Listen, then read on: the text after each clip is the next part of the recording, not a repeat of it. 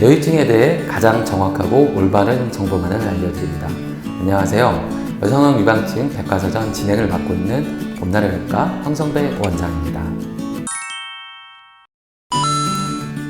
여성형 유방증은 말 그대로 남자의 가슴이 여성처럼 봉긋해지는 가슴의 변화를 뜻하는 것으로 미용상의 결점이 아닌 유방 내분비효과 질환입니다.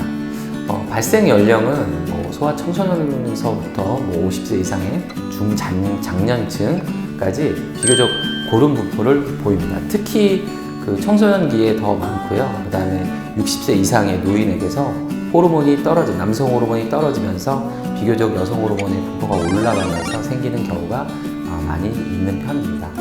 여성형 유방증의 원인은 생리, 병리, 약물에 의한 결과와 이유를 분명히 알 수 없는 특발성으로 분류될 수 있습니다.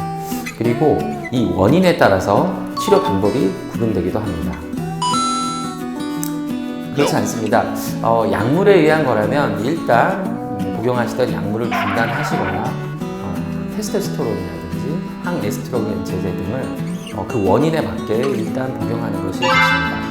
또한 그 지방의 과축적으로 이루어진 우리가 흔히 가성 여성형 유방증이라고 하는 이런 가성 여성형 유방증은 식이요법이라든지 운동만으로도 증상 호전을 기대할 수 있습니다. 또한 사춘기 시기에 발생한 여성형 유방증은 성인 이전에 자연스레 호전되는 경우가 많이 있기 때문에 미리서부터 수술을 걱정하실 필요는 없습니다. 여성형 유방증에 수술이 반드시 필요한 경우는 여성처럼 유성 조직이 완전히 증식돼서 섬유화된 진성 여성형 유방증과 지방과 유선이 동시에 존재하는 혼합형 중 환자가 사회 심리적으로 장애를 입고 그것으로 인해서 고통받고 있는 경우에 한해서 수술적인 교정을 고려할 수 있습니다.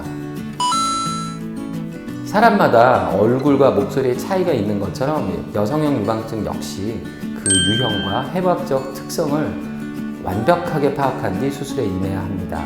유형적 분류는 우리가 가장 잘 알고 있는 사이먼 등급표에 따라 진행됩니다. 국내에서는 이에 따라서 건강보험 적용 여부가 결정되기도 합니다. 사이먼 등급은 가슬의 발달 정도 및 피부 처짐의 정도에 따라서 여성형 유방증은 4개의 등급으로 구별합니다. 건강보험이 적용되는 기준은 사이먼 2A, 2B, 3까지 이 3개의 등급으로 1등급은 이제 보험 기준에 해당되지는 않습니다. 유형적 분류를 마치고 나면 실제 수술을 위해 환자의 해부학적 특이점을 파악해야 합니다. 이를 고려하지 않고 일률적으로 그런 한 가지 접근법이라든지 도달 방법 그런 방식으로 유선과 그런 지방들을 제거한다면 치료의 편차가 클 수밖에 없습니다. 해부학적 특이를 파악하기 위해서는 일반적으로 유방 초음파 검사를 진행합니다. 과거 보편적으로는 그냥 유선 조직의 정도만을 파악해 왔습니다. 하지만 아까 말씀드렸듯이 사람마다 모양이 다르기 때문에 최근에는 유선 조직의 총량뿐만 아니라 분포의 형토라든지 그 인접 조직과의 밀접성 그리고 유선 조직을 감싸고 있는 지방층의 두께까지 계측합니다. 특히나 이러한 유선을 둘러싸고 있는 지방층의 두께는 수술 후에 그런 가슴의 모양을 결정하는 데 있어 가장 중요한 역할을 하고 있습니다.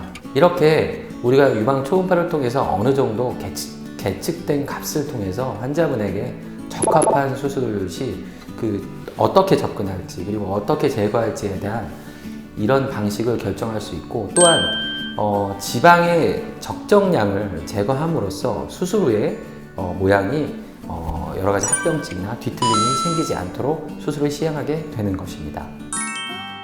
여성형 유방증은 여러분의 결점을 보완하기 위한 그런 미용 성형 수술이 아닙니다. 유방 내분비계의 질환으로서 치료 목적으로 수술을 시행하는 것입니다. 따라서 수술의 안정과 결과를 바라신다면 목적을 분명히 하고 관련 진료 의료기관과 의사를 찾으시길 바라며 방송을 마치도록 하겠습니다.